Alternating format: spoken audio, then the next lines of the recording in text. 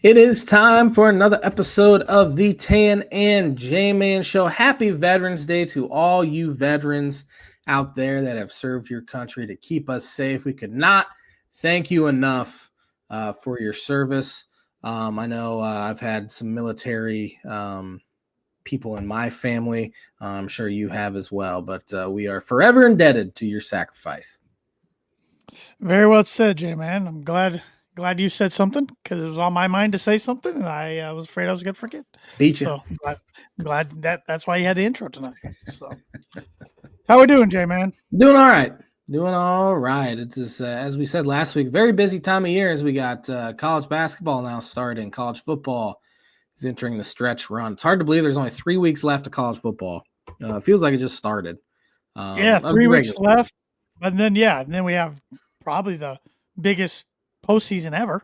Easily, you got the conference championship games, but now you got the extended 12-team playoff, which there's going to be a ton of interest in the state of Indiana, to say the least, in that. So, yeah, and then of course we're a little past the midway point of the NFL season, but a lot of games and a lot of things to sort out in the NFL here the next month and a half or so. Yes, there are. Especially in the NFC is a little more bunched up right now than the AFC, I would say, for the playoffs. But still, like you said, month and a half left. A lot of things can happen. Yes, sir. You got some birdie bogey for me tonight? I do. Let me bring up the banner here, and let me get my phone out of my pocket. That would help. So, I am dumbing down this question a little bit. You know what? That's a very smart thing to do for me. Oh, the original type of question I wanted to do, it was too hard. It was too hard. So we're dumbing this down, all right? So there's 5 Big Ten schools that have won a national championship in both football and basketball. Name those 5. Name those 5. Football and basketball. 4 for birdie, or 4 for par, 5 for birdie. All right. Birdie Bogey is brought to you by Arlington Public House. Arlington Public House is upscale cuisine and cocktails with a casual atmosphere, located 703 Main Street in Rochester, Indiana. Over the weekend, they had veal scallopinis, expertly pan-seared and served on a flavorful bed of couscous, finished with a sweet and tangy pomegranate molasses, fresh spinach, crumbled feta, and crunchy roasted almonds for a truly satisfying dish. That is a glimpse into some of the food you can get there. Their weekly or their weekend specials always look fantastic. They're special for a reason. Yeah. Are you a fan of veal? I don't think I've ever had it. I mean, it's cow. It's baby cow. I mean, yeah, it's when you put it that way, it's really sad to think about. Something about it makes it taste better. I don't know why. Oh my gosh. Hopefully PETA doesn't try to shut us down. Well, bring it on. Bring it on, PETA.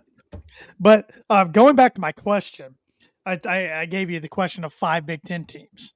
There's also 5 non-Big Ten teams, so there's 10. Originally, 10 I was going to say name 10, and I was going to say like 6 for birdie. But can you try to name the 5 non-Big Ten schools? Non-Big Ten schools that have won in both football and basketball. This goes back a ways, J-Man. I'm just letting you know.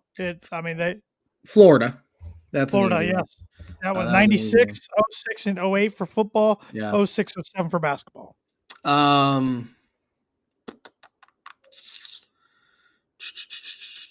Man, I'm terrible at basketball trivia of who's won in football too. Thinking of ACC, I don't think Duke. Maybe North Carolina. I don't think they've ever won football. Nope. Virginia football ever won back in the day? No. Nope. Stink. There is 3 ACC school teams. 3 ACC, man. Yeah. Louisville? Nope. I was so confident in that one. Virginia Tech, they ever win in basketball? Nope.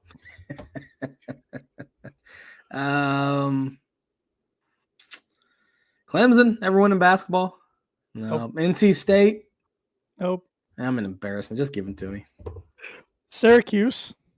Wouldn't have guessed Nin- football. 1959 in Uh, football, and 03 in basketball. Cal, I wouldn't even thought about them for either sport, in let alone ACC. 1959 basketball. Football is 1920, 21, 22, 23, and Oh, 37. okay. They're a powerhouse in the 20s. And then Stanford, Okay. 1942 for basketball, Well, 1926 and 1940 for football. And there's one other SEC school. SEC. Okay.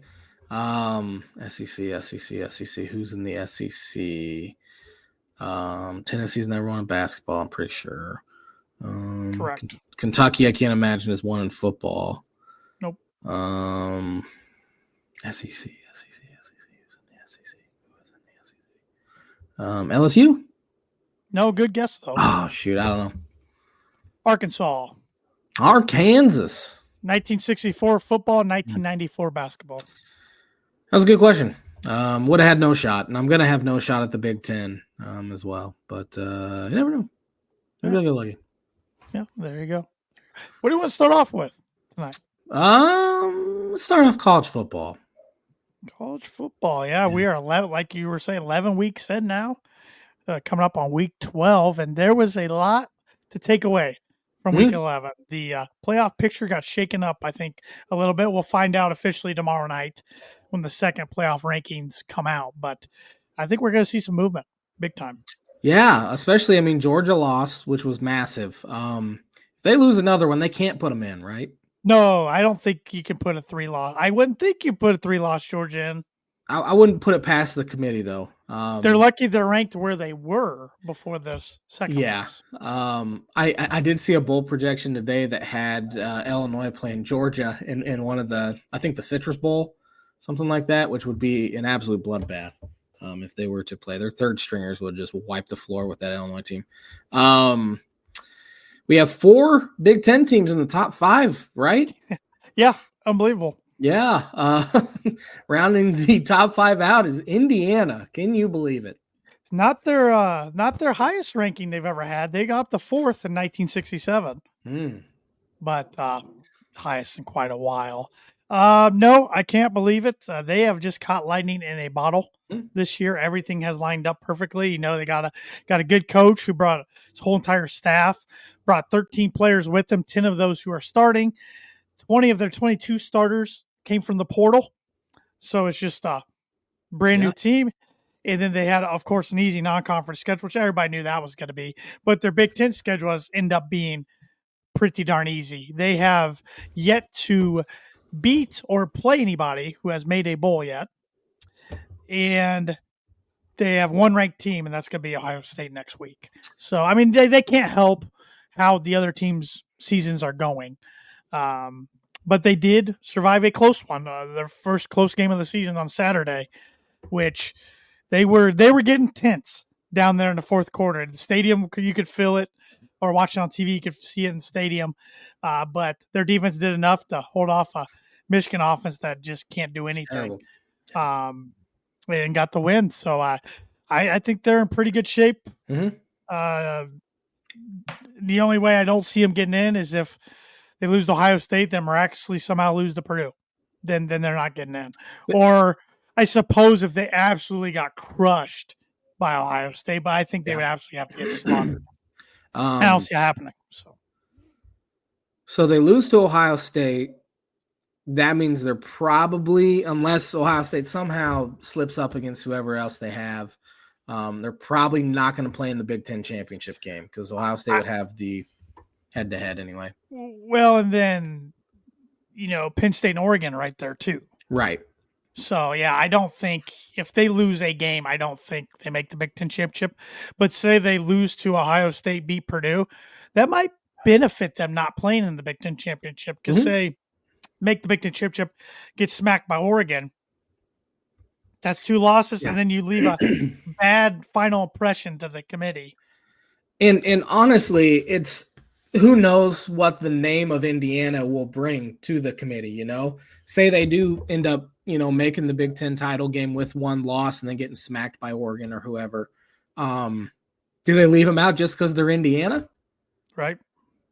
Well, their record probably justified them to be higher than an 8 seed, mhm, and then the playoff standings that they weren't. And BYU fans could argue that too. for It's like, sure. hey, we're undefeated and we've beat ranked teams, and you're putting us 10th or Yeah. 9th or whatever they were, 10th, I think it was. So, yeah, it's gonna be very interesting how it all shakes out for sure. But no, I would have never guessed that. I didn't think the Big Ten would have 4 teams at all Hmm. vying for it, but here we are, and I know they're loving it because this is exactly what they wanted. Yeah. There's a legitimate chance that there are 4 one-loss Big Ten teams. Do they put all 4 in? Depending on how other things shake out, but I could see it. I mean, of the 12 teams, that'd be 33% of. I don't think Oregon loses a game though. So. I don't either. But then you have 3. There's a good chance you have 3 one-loss teams. I think then the Big Ten gets 4 teams in. I think Indiana would be sweating though, because I think the committee. Of course we don't have a clue what the committee, if it's the same sort of system or whatever they did for the 4 teams. It could be completely different. Right. I just feel like a team like Indiana would be sweating it out because their schedule was poor. And assuming they get beat by Ohio State, depending on how it happens, if it's a really close game, that will help their case. But if they get beat by 40, and then beat Purdue, they're 11-1, and say a Penn State or Ohio State knocks off Oregon, so you have 3 or 4 teams. Even if Oregon wins, you have a 12-0 Oregon. You have, let's say, I don't even know, 11-2 Ohio State, 11-1 Penn State. I think they'd take the 2-win or the 2-loss Ohio State over an Indiana team, and I think they'd take a 2-loss Georgia team or 2-loss Alabama team over Indiana. I think you're 100% correct, and I think the arguments there, of course, name brand, ratings, ticket sales, following, but also that's probably where schedules come into play. And yeah, it's not as fair, but yeah, I mean, it'd be interesting. What would Indiana do with Ohio State's schedule, who has had to play Oregon and who they didn't play anybody in non-conference at Oregon, at Penn State. Yes, thank you. Yeah, they have Penn State too. Yeah, so and of course SEC is a gauntlet. We know that no matter what team you are. So it's gonna be really interesting how it shakes out. It looks like Notre Dame's probably gonna get in unless they slip up to Virginia, Army, or USC. Which they're playing really good football, so I don't see that happening. I think looking back, that Northern Illinois game was a blessing in disguise because I think it got them to really focus early. Their schedule also ended up not being very good. I mean, you have Florida State now 1-8, 1-9, whatever they are. 1-9, and they lost 52-3 to them. Yeah. So, which we didn't think it was going to be that hard on paper. I think we both had them losing one game. Yeah. I had A&M. I think you had USC, or maybe you also had A&M. And that's another team being down helps that schedule as well as USC. It's now not nearly as difficult as it was. I mean, Florida State, they came in ranked top 10. USC was top 20, and now 1-9, and USC is struggling to just make a bowl at this point. Yep. So I mean, they avoided Clemson, which I think they would have beat Clemson anyways. They avoided Miami, which your Canes took an L to Georgia Tech. They were due for that for sure. They've been flirting with disaster for weeks, and they almost pulled it off. But it's going to be. I'm all for the 12-team playoff, and I'm even excited in 2 years when they expand it to more, because I think it gives a lot of teams a fighting chance that normally wouldn't have a chance. Yeah. So, but Ole Miss beating Georgia. I didn't see that coming, especially when Jackson Dart got banged up right away. Yeah. I thought Georgia would roll. Nope, that didn't happen.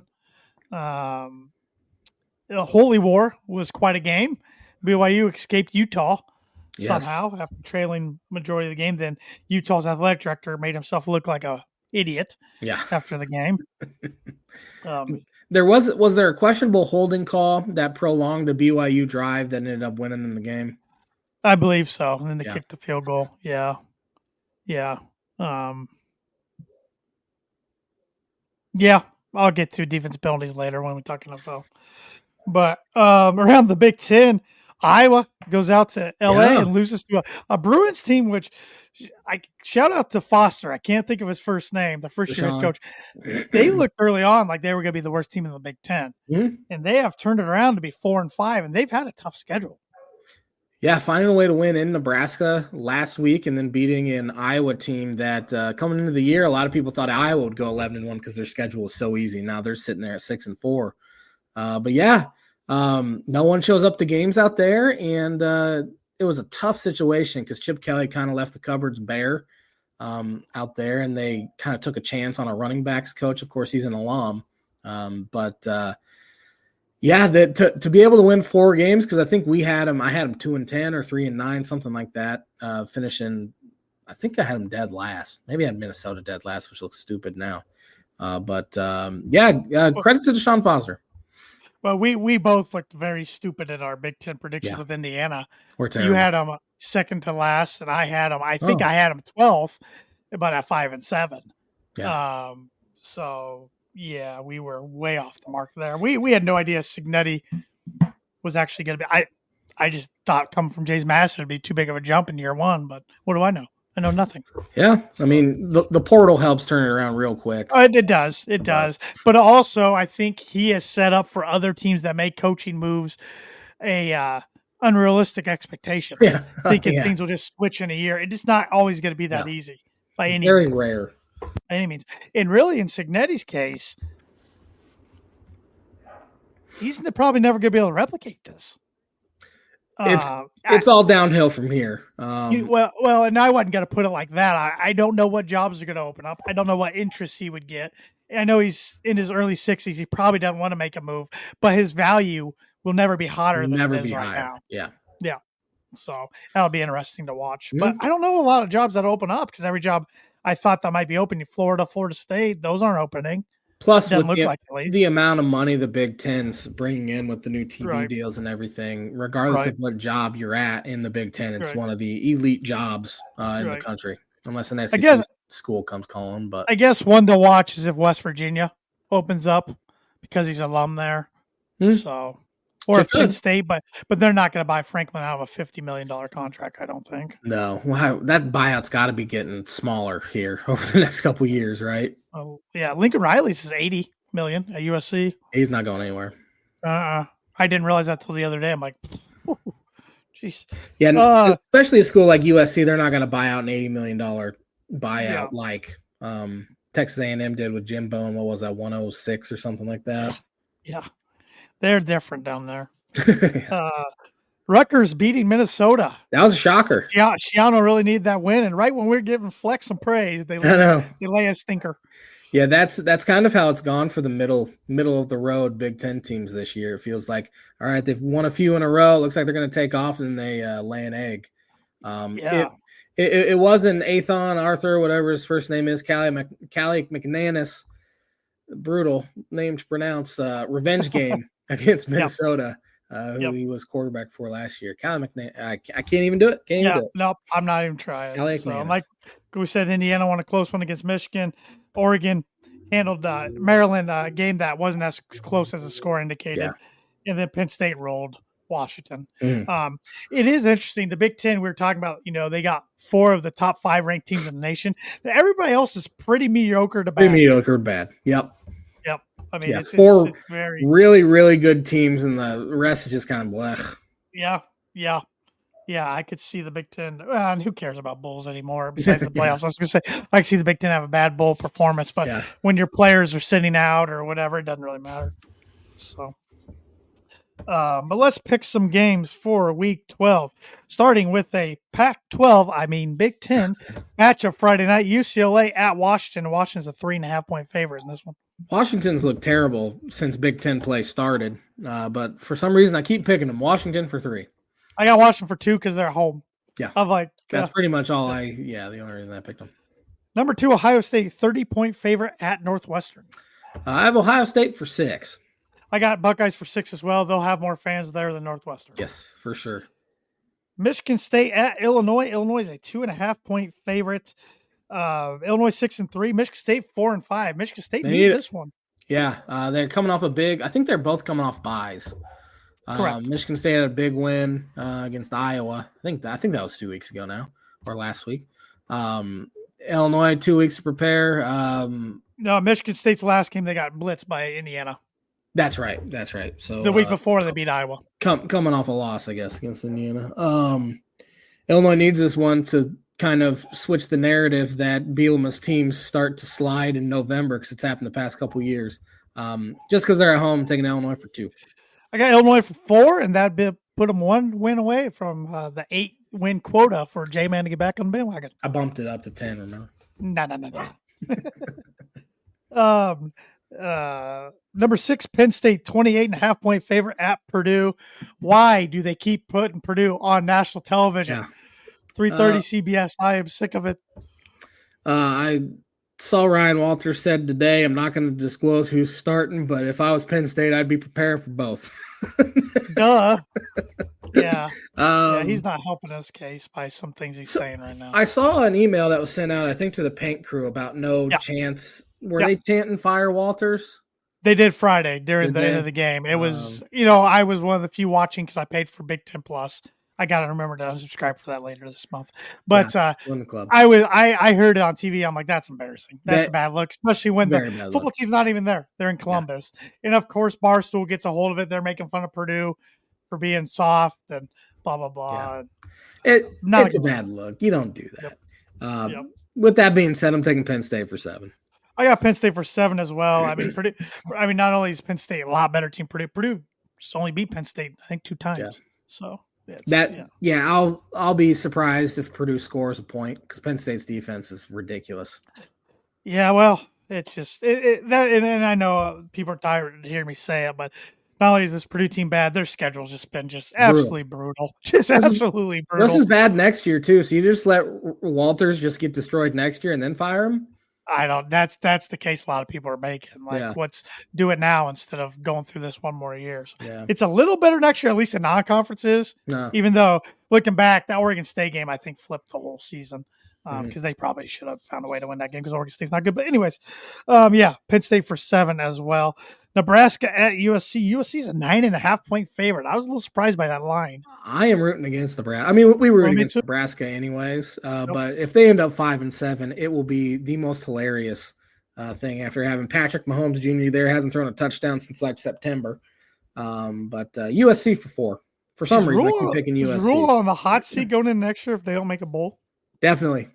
At Nebraska, you got to win. Yeah. Started off 5-1 too. Yeah. So I'm taking USC for 3. Rutgers at Maryland, and Maryland's a 6-point favorite. What's Maryland's record? They are 4-5. Rutgers 5-4. So both these teams need this one. I know Rutgers has Illinois at home in 2 weeks, I believe. So if Maryland's Rutgers can find a way to win this one. Maryland has Iowa at home and at Penn State after this. Must win for Maryland to even be in consideration for a bowl, but I'm taking them. Give me Maryland for 1. I got Maryland for 1 as well. And number 1, Oregon at Wisconsin. Oregon's a 14.5 point favorite. Wisconsin's record's 5-4. There's so many 5-4, 4-5 teams. I have Oregon for 5. I got the Ducks for 5 as well. Gabe Brindle's tough place to play, but they never win those big night games. Never. Oregon's just too talented. Yeah, much better. Yeah, they're better than everyone in the conference. I mean, Ohio State was right there with them. They ended up losing by 1. Those are the top 2. But, I think Oregon would blow out. Maybe not blow them out, but win handily against a team like Penn State even. Yeah. Go around top 25. You got 4-5 Utah at number 20. 7-2 Colorado. This is the Fox Big Noon game, so it's 10 o'clock Colorado time. Man. It's kicking off. And Colorado is a 10-point favorite. And did you see Travis Hunter is winning the odds down in Vegas to be Heisman? So Colorado's pretty good. I know. I hate it. I still think I think Jerry's going to make a call. Jerry Jones going to make a call to old Dion this offseason. I think he makes a call to Belichick. Think so? Yeah. Anyway, Utah, very disappointing season. Right when I jumped on the bandwagon. Cam Rising got hurt. He's 26 years old. He needs to get a job. He's trying to apply for 8th year. Somebody just needs to print out or just send him a link to Indeed, and then he'll be fine. He's always hurt. There's every single he year he's hurt. You can't depend on the guy. Yeah. Give me Colorado. I think they're legitimately pretty good. I'm unfortunately taking Colorado as well. This is just turning. There's a way. If they went out, they're in the Big 12 championship. They're in the. They win that, they're in the playoff. Yeah. And I just this is just my nightmare. The Big 12 is pretty down. Nightmare. Oklahoma Yeah. stinks. BYU's good. Utah was Oklahoma down. State stinks. Oklahoma State stinks too. Because Oklahoma's in the SEC. Oh, they are, aren't they? I almost said Missouri. I was helping you out there. I almost said Missouri stinks too, and they've been in the SEC for a decade now. Yeah, Oklahoma State's terrible. Texas is no longer in the Big 12 either. Texas State's not good. TCU stinks. Arizona stinks. Arizona State stinks. The Big 12's terrible at football. Yeah. Kansas stinks. Let me check here. Is Iowa State 17th, Kansas State 19th. Iowa State just got beat by a bad Kansas team. Yeah, they did. They did. Lost. BYU's 9. They are one of just, I think, 3 programs ever not to win 10 games. You said that Arizona State stinks. They're 7-2. They're pretty good. That's what I meant. The only reason I knew that, somebody said they were almost ranked. I'm like, what? I thought they're terrible. Yeah. Maybe they just haven't played anybody. Anyways, number 23 Clemson, 10-point favorite at number 18 Pittsburgh. What's the line? Clemson's 10-point favorite on the road. 10-point, okay. Yeah. 10-point. Pittsburgh coming off a bad loss to somebody. I can't remember who though. They lost to Virginia. Yeah, bad loss. Give me Clemson. I'll take Pittsburgh. Switch it up. Hey, this is the week where a couple SEC teams play nobody, like Alabama's hosting Mercer. They do that every year in November. I hate it. Yep. LSU lost handily to Alabama. Kelly's got to be feeling some heat, right? I think so. Yeah. They're at Florida. LSU's a 4-point favorite, but I think they bounce back and get it done. I do too. Florida with a pathetic showing against Texas over the weekend. Yeah. Virginia at number 10, Notre Dame. Virginia's 5-4. Notre Dame's a 23-point favorite. Give me Notre Dame. I think they're a very, very good football team. They had a very weird slip-up against Northern Illinois. This is their senior day because they play Army next week in Yankee Stadium. Then they're at USC. So, Arizona State at number 19, Kansas State, who's 9-point favorite. Forgot about Kansas State. They're pretty good in the Big 12. Yeah. Give me K-State. I'll take K-State as well. And these rankings are as of yesterday, so that's somewhere I'm reading them. Number 7, Tennessee at number 3, Georgia. Georgia's 10-point favorite. Give me Georgia. Yep. I think they not for a true freshman quarterback to go in there and win. Then that gives Tennessee 2 losses. There's going to be multiple 2-loss SEC schools in. It's going to tick us all off. Yep. So that's going to do it for big or top 25 games. There's nothing else that's really catching my eye. So, yeah. You want to get educated, J-Man? Do it. Let's talk about some sporting events that have happened on November 11th. Let's see here. Oh, boy. On this day, 1946, the New York Knicks played their first Basketball Association of America, the BAA, home game at Madison Square Garden. They lost 78-68 to the Chicago Stags in overtime. The Knickerbockers. Man,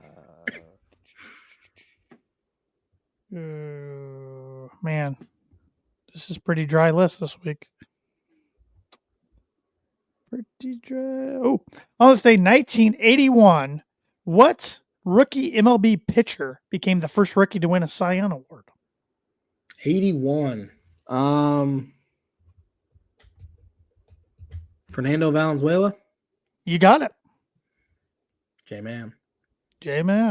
LA Dodgers. He just passed away last month, I think, or 2 months ago. Did he? He was only 60-something. Raleigh Fingers was the AL winner that year. No, I wouldn't have guessed that. Who won the Cy Youngs in 1987 on this day? 87. The AL winner was back-to-back years. I'll give you that hint.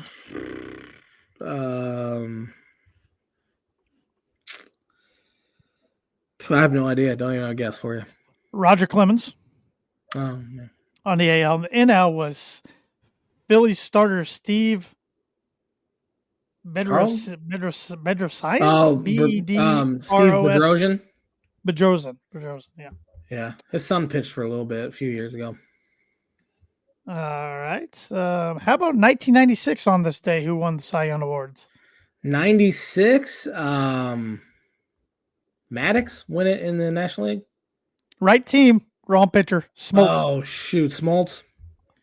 American League. You want the team? Yeah. Blue Jays. Is that Roger Clemens as well? That's who I would have figured if you would have told me 96 Blue Jays. Pat Hinch. Oh, Henkin. I didn't know you want a Cy Young. Yep. How about on this day, 1997? Give me. Excuse me. Give me the team. Blue Jays and Expos. Expos with Pedro. Yep. Blue Jays in 97. Again, another Blue Jay. Yep. Is that Clemens? That was Clemens. Rocket? Yep. On this day, 1997, NHL's new Columbus franchise, scheduled to begin play in 2000, announced the team name would be the Blue Jackets after soldiers in the Union Army during the American Civil War. 24 years already, huh? Also on this day, 1997, the WNBA announced the franchises in Detroit, the Shock, and Washington, D.C., the Mystics, would join the league as expansion teams for the 1998 season. Both those teams have had pretty good success over the years. When did that league begin? Couldn't have been that much longer before that. Yeah, I think the early 90s, maybe. Yeah. And on this day in 2020, who won the Cy Young Awards? 2020.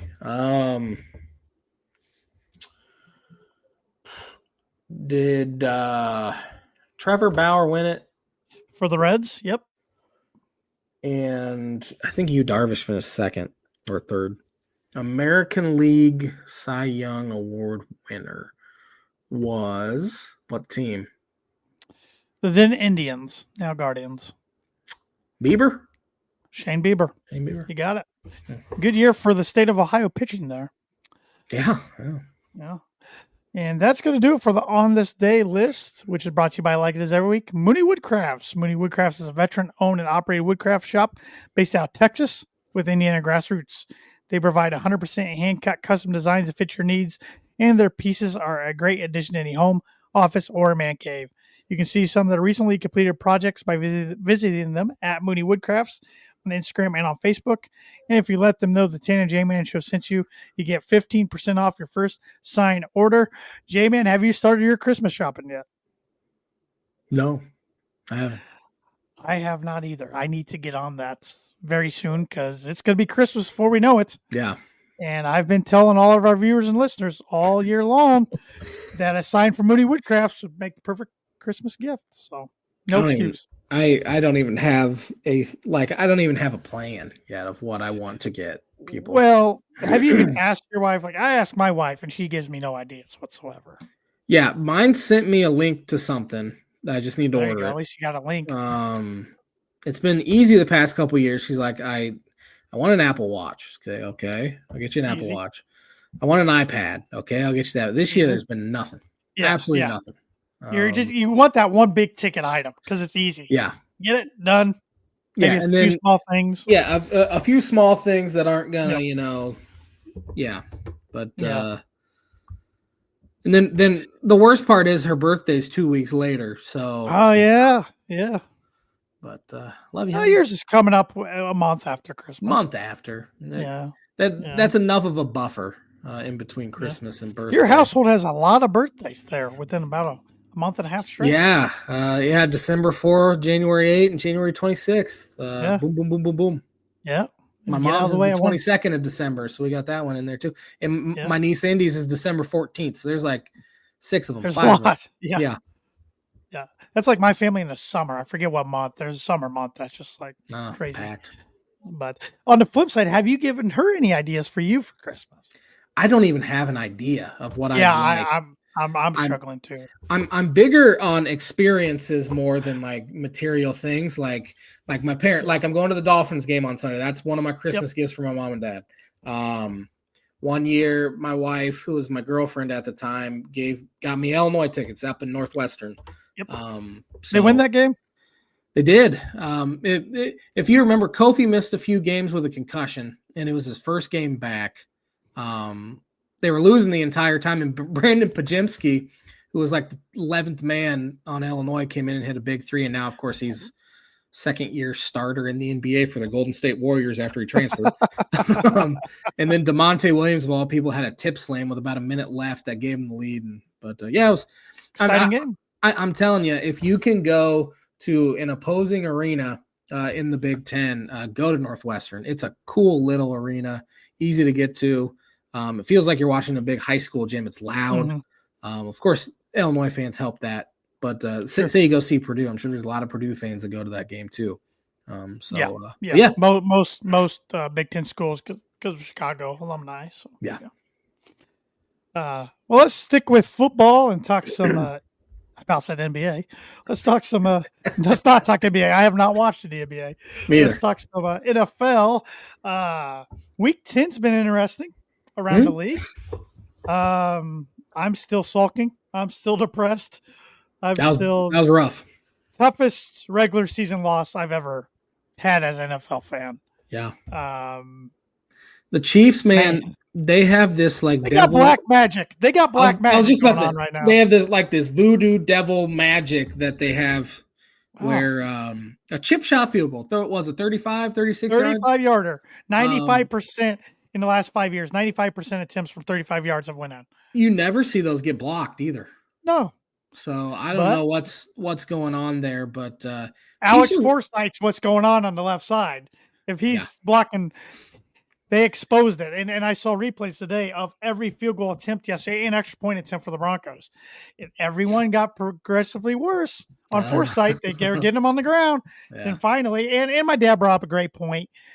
Not always are NFL guys or even college guys for that matter laying everything out for a block kick, but you are at the end of the game. At the end of the game. Let's make a break. Sure. Because really, when you think about a field goal, I'm surprised more kicks don't get blocked than they do. Yeah. When you really break it down. And yesterday, if whoever blocked it for the Chiefs didn't block it, they had three other guys that were going up. Yeah. I mean, it was that bad on the left side. It looked like Lutz hit more of a line drive anyway, which kind of helped that matter. Yeah, I don't know with that many guys if it would have mattered if he had much height on fair. it. So I don't know. But I just wish I would have seen the kick get above the line to see if he could have made it or not. Because the Broncos played great on defense. They outplayed the Chiefs. They were tougher. Yeah. The offense was good in second quarter, bad in second half until that last drive. Bo Nix did what he needed to do to get him down there. It was going to be his first big signature win. Just wasn't meant to be. So pretty bummer. Chiefs are 9-0, and they could easily be 4-5. Easily. They awfully fortunate the previous week on Monday night against Tampa Bay in the rain. So many close calls for them, and they're not even the best team in the AFC in my opinion, even though they're 9-0. No, but they keep winning games. So either. But they keep winning games. In the last 8 or 9 games they've been down 7 or more. They've won every single one of them. Yeah, you would say that's not sustainable, but they continue to sustain championship team, man. It's annoying. Yeah. 3 winners, 3 losers. I believe I usually start with the winners. My first winner, Pittsburgh Steelers. 7-2 or 8-2. I think they're 7-2. I think you're right. Go into Washington and find a way to win 29-28. Mike Tomlin's a top 2 football coach in the NFL. Behind maybe Andy Reid. But doing what he's been able to do with all these different quarterbacks that haven't been that good. Russell Wilson's been good for him. I believe he is only 2 or 3 touchdowns away from having the most touchdown passes in a season by a Steelers quarterback since Ben Roethlisberger, and he's only played 3 games.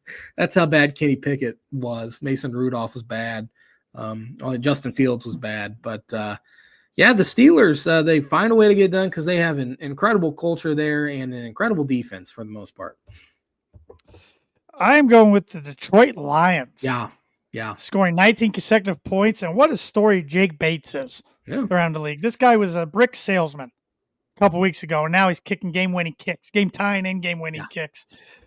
Barely making those 2, but they were long ones, but he made them. This Lion team, we've said it, is for real. When you can win a game against a playoff caliber team on the road with your quarterback throwing 5 touchdowns, you're championship material. Five interceptions, not touchdowns. Interceptions. Thank you. Didn't even realize I said touchdowns. Interceptions. Yeah. If your quarterback throws 5 touchdowns, you're probably gonna win. Yeah. Jared Goff has now thrown 4 or more interceptions in 6 games in his career, and somehow his team is 6-0 in all. They've won every single one of them. They're 6-0. I wouldn't keep trying that though. That doesn't sound like a formula that can last.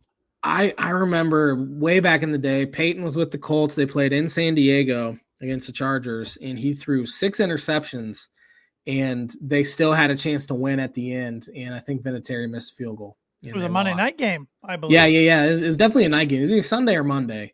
It was our freshman year in college because I had a big Colts fan in my room. Was it that long? My dorm room. And because that was the one last year. That was Peyton's last year as Colt. Yeah, and he collapsed on the floor after the game and like had it. He wasn't my roommate. And my roommate and I are ready to go to bed. And this Colts fan's like laying on the ground for like 15 minutes. And finally gets up. See you guys tomorrow. Walks out. Yeah. My second winner, Buffalo Bills. I think they are the best team in the AFC. I think the Ravens are, but Bills are good too. Baltimore's up there as well. They're definitely in the convo. And we'll be able to find out this week as Kansas City plays in Buffalo. So that'll be a very. And Baltimore plays Pittsburgh. Baltimore plays Pittsburgh. Yeah. My number 2 is the New England Patriots. Yeah. Going on the road in Chicago, winning 19-3. Yeah. I didn't see that coming. And I don't think I've picked the Patriots as my winners yet this year, and I probably won't after this. So give the Patriots a nod there. Bears are a mess, let's be honest. Yes. My last winner, the Arizona Cardinals, they continued to find a way to get it done and just destroyed the New York Jets. Jets are done. They had their nice little moment against the Houston Texans, but they're done. It was poetic justice for Mike Williams, as Rodgers has complained about him forever. Then they trade him to Pittsburgh, and he catches a touchdown in his first game with the Steelers, while Devontae Adams does nothing for the Jets yesterday. So, but no, Cardinals are playing good, and I think Kyler Murray's playing about as well as he has here. Yeah, he is. Past couple years. James Conner is underrated, man. He is. He's a good. That dude's a good football player. And going back to the Jets, Aaron Rodgers, you think he's done after this year?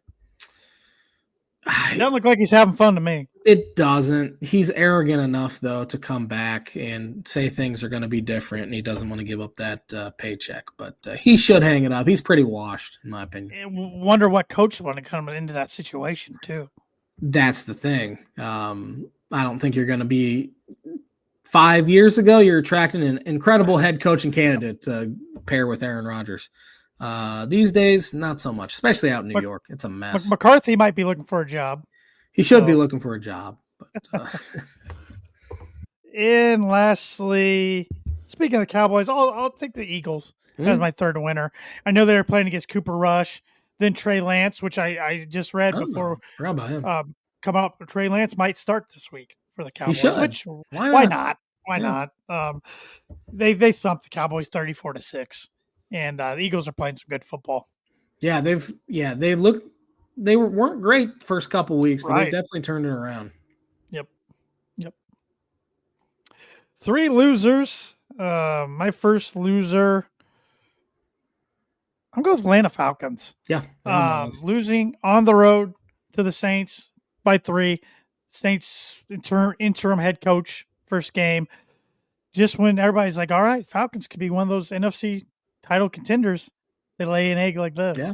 So that's kind of what Kirk's done in his career too. Hope he does it Sunday. Yeah. My first loser, Chicago Bears.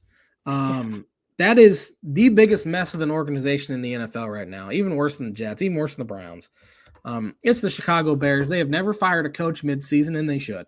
Matt Eberflus is a dead man walking.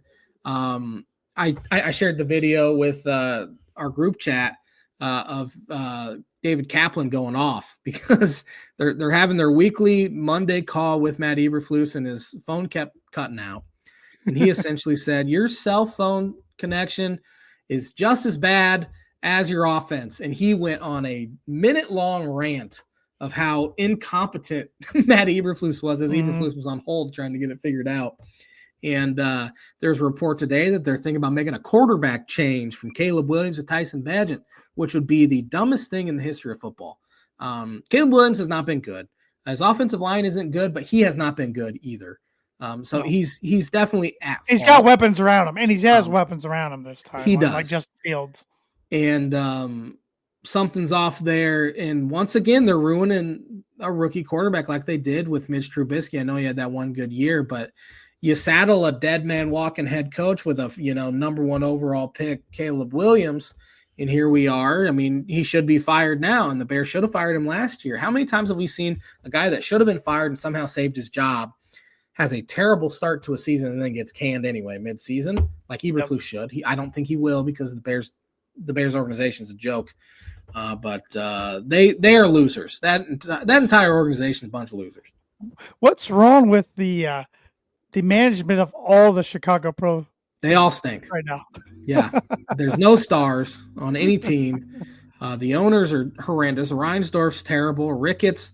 There's already been statements put out by the media with the Cubs this offseason that's like, here we go again. They're not going to do anything.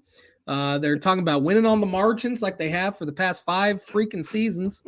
And they're not going to do anything to improve the roster. That's very mediocre. They're very happy with just going 500, making a ton of money, staying under the luxury tax. Tom Ricketts is a loser. He's a loser. He won one. Now he's like, what else do you want from me? Honestly. Yeah. Blackhawks are probably the best run one, and they've been terrible the past 5 years or so. The city of Chicago's a mess, sports-wise. Yep. My number 2 loser, Indianapolis Colts, because I think they're kind of a mess right now.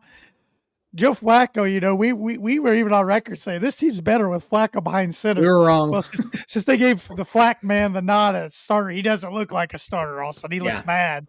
Maybe just one of those guys that's better off the bench. Them and the Jets, thank goodness they flexed it out of Sunday night. That's not going to be a fun game. But if they're going to stink anyways, they're not going to make the playoffs. Go with the young kid. Go back to see what he can do. Mm-hmm. See what he can do. And really, Ballard should be on the hot seat. And depending on how they finish, Shane Steichen too should have some heat, I think. Steichen said today that Flacco was going to start again. I know. That's what I'm saying. That's why I'm saying he should have some heat, because he keeps doing that. Yeah. My second loser, New York Giants. Embarrassing performance. Daniel Jones is the worst starting quarterback in the NFL right now. He's terrible. He misses wide open receivers. I don't know if you watched any of the game, but he had a wide open guy on a flea flicker. Didn't pull the trigger, got sacked on a 3rd and 1. They were going to go for it the next down, but now it took him out of even doing that. They need to go to Drew Lock, honestly. And I think Dable should get some heat as well. And my last loser, I was kind of struggling coming up with a 3rd loser here. So I'm just going to pick the Jacksonville Jaguars. Mm-hmm. I know Mac Jones had to play for an injured Trevor Lawrence, but your defense does well enough to limit the Vikings to no touchdowns and 4 field goals for 12 points. You got to muster up 14 points. You got to figure out a way. Yeah, especially after Darnold threw 4 picks, Yeah. So, your defense did its job. So, Dallas Cowboys are my last one. Mike McCarthy's another dead man walking. At this point, Uncle Rico is more accurate than Daniel Jones. That's very, very accurate statement. Did you see Micah Parsons' comments today on? No, I did not. He said, I'll have to pull it up real quick because it kind of made the rounds. Parsons' comments on McCarthy. It's a very, very stupid comment. He goes, all these podcasts. Guys that play or that do podcasts that also play football. Yeah. They shouldn't until they're out of the league, in my opinion. But yeah, I can't even find the quote right now, but it was something like, all coaching aside, Mike can leave and go wherever he wants. That's what he said. So you've lost your team there, Mike. Yep. Yeah, well, let's pick some games for NFL Week 11. Starting Thursday night, a good one in the NFC East. Washington Commanders at Philadelphia Eagles. Give me Philadelphia for 2. I got the Eagles for 6. I'm liking the home team there. Indianapolis Colts at New York Jets. I have the Jets for 9. I got the Jets for 3. Not near as confident as you are there. So should be a good one here in Baltimore or in Pittsburgh. Baltimore Ravens at Pittsburgh Steelers. I have Baltimore for 8. I got Baltimore for 2. Oh man. Minnesota Vikings at Tennessee Titans. I have Minnesota for 7. I have Minnesota for 13. I think the Titans are really bad. I think the shine's kind of worn off of Sam Darnold a little bit, though. It has, but the Titans stink. Yeah. Cleveland Browns at New Orleans Saints. New Orleans for 4. Got the Saints for 7. I still don't think they're very good, but the Browns are very bad. Jacksonville Jaguars at Detroit Lions. I have Detroit for 14. I got the Lions for 14 as well. Green Bay Packers at Chicago Bears. Did you know the Packers have the longest win streak for opponent against opponent in the league over the Bears? 10 games in a row. I would have guessed that was probably it, the longest one. Packers for 3, though. I think maybe we'll see a different Bears team. Who knows? I got Packers for 4. If they can't get up against their rival, and I don't know if I can pick them, though, for a while. We put big points on them against Patriots. Yeah. And both backfired. J-Man will be at this game, the Las Vegas Raiders at Miami Dolphins. I wish I could watch the Dolphins tonight against the Rams before picking this game. Me too. Tyreek Hill has a torn ligament in his wrist, but it sounds like he's going to play through it. Dolphins lose this one, they'll just tank. But they win this one, then you get the Raiders at home, New England at home. Could find yourselves 5-6 heading into a big matchup in Green Bay Thanksgiving night. I do think the Dolphins win, and I have the Dolphins for 10. I got Dolphins for 5. LA Rams at New England Patriots, a rematch of the most boring Super Bowl that ever was. Yeah. Rams for 6. I got the Rams for 10. Seattle Seahawks at San Francisco 49ers, who good win for them over the Buccaneers. I have the Niners for 13. I got the Niners for 12. Atlanta Falcons at the Denver Broncos, rematch from Super Bowl 33. This might only be the second time I've done this year, but I'm taking Denver. Denver for 1. I think it'll be a very good game. I got Denver for 9. I'm ready to get hurt. But I can't get hurt much worse than I did yesterday. So, Kansas City, Denver's got about 4 games coming up they got to take advantage of starting on Sunday. Kansas City Chiefs at Buffalo Bills. This will be the J-Man's Book It prediction of the week. I have the Bills, and I have the Bills for 12. Oh my gosh. Yeah, in Buffalo, I think they get it done.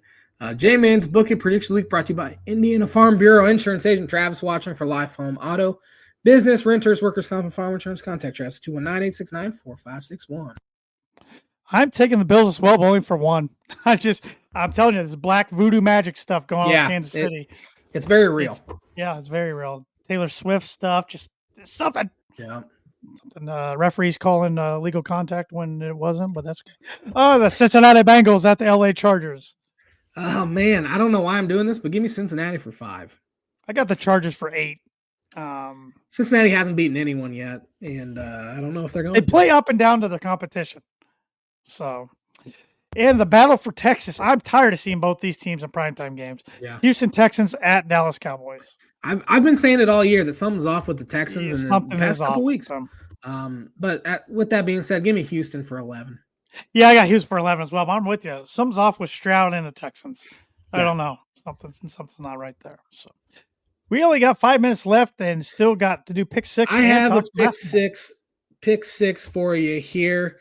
We talked about head coaches that should be fired midseason, Matt Eberflus. So I have a random list here over the past 10 years of head coaches that were fired midseason by their teams. Starting with the guy who's been fired midseason twice.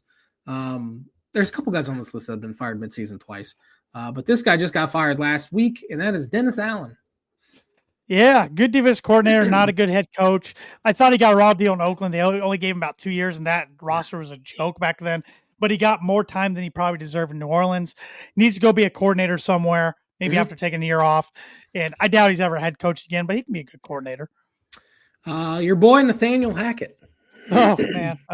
One of the worst NFL coaches of all time. Seems like a nice guy, just was not ready to be a head coach, and he probably never will be again. And he's not even good enough to be an office coordinator in the league anymore. So These two are very similar. Hackett and then Joe Philbin. Oh man, he just looks like Mr. Mr. Mackey. Garrison off of Mr. Mackey. That's right, not Yeah. Mr. Garrison. Mr. Mackey off of South Park. Also seemed like a nice guy, just didn't seem fit to be a head coach. Yeah, both offensive coordinators for Aaron Rodgers, and neither guy called plays, and Rodgers gave his endorsement. So Yep. very, very similar sort of situations there. Another one of your boys, John Gruden, future Purdue head coach. Trust me, there's people in the message boards that want that. Oh my, He's a John Gruden, junkie, man. you will not find a guy who loves football more than John Gruden. He's But a football junkie. yeah, I don't know if he'll get hired by anybody because of that whole email situation. But I do think he is a good football coach. I honestly do. He just he's a lot. He's a lot to handle. He is. Another one of your boys. I got a lot of your boys on here. Josh McDaniels. I can't say what I want to say because FCC regulations, but that dude will never be a head coach again in the league. Yeah. He's a cheater wherever he goes. He's a hothead. He's a drama king, I should say. Yeah, not only see him being a coordinator because Uncle Billy Boy's not head coach to save him anymore. So yeah. He's a joke. Last one here, Rex Ryan. He's just gonna go eat some snacks. He wants that Jets job again. They were talking about it on ESPN the other day if he'd take it if he got offered. He goes, "Oh, absolutely, I would. You kidding me?" And he goes, "So would 200 other people." Be like Lovey taking the Bears over. Yeah. Again. So, good old Rex. I enjoy him on TV, but that's a good place. He's pretty good on TV. I think that's a good place for him. But good pick six list, J-Man. That's brought to you by Performa Print Suit Promo Group. If you're looking for a trustworthy, dependable resource for your next trade show, company picnic, or sales meeting, Performa Print Suit Promo Group has over 50 years combined experience in promotional products and commercial print. They strive for fast and efficient response to all your print needs, so you need to look no further.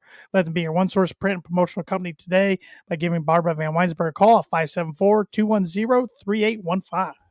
College hoops real quick. Gonzaga killed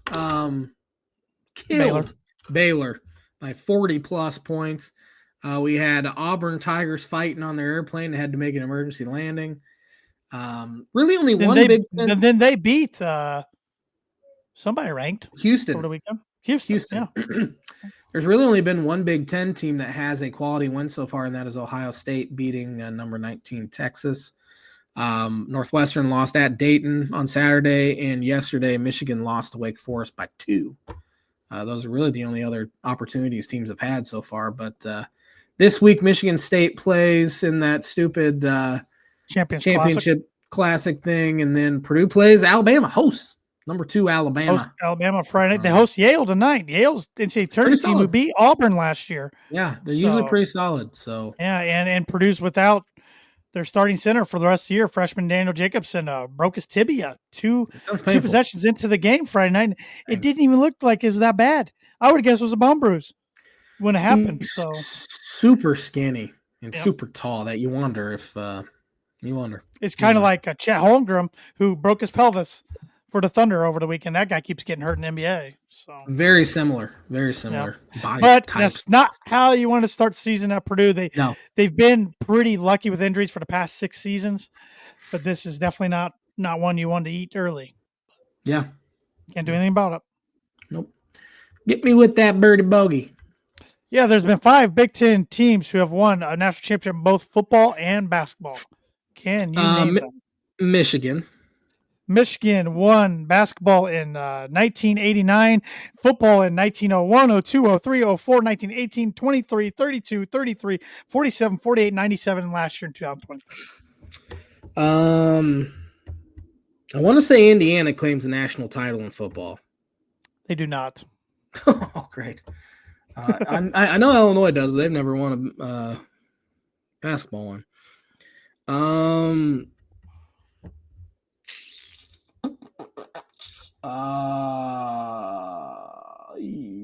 USC?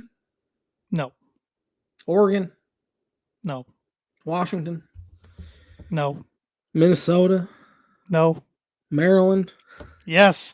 1953 for football and 2002 for basketball. Rutgers? No. Michigan State? Yeah, 79 and 2000. Football, they won 51, 52, 55, 57, 65, and 66. The 50s belonged to the Spartans. Yeah, in the 60s. Yeah. I got no more guesses. I'm embarrassed for myself. The Ohio State, 1960 for basketball, and then 42, 54, 57, 61, 68, 70, 02, and 2014. They weren't even on my mind. UCLA. I thought about UCLA when you originally asked the question, then I forgot about them. 54 for football, and basketball, 64, 65, 67 through 73, 75, and 95. Cool. Awesome. Thanks for watching the Tan and J-Man show. We'll be hopefully better next Monday, but probably not. Have a fantastic week, everybody.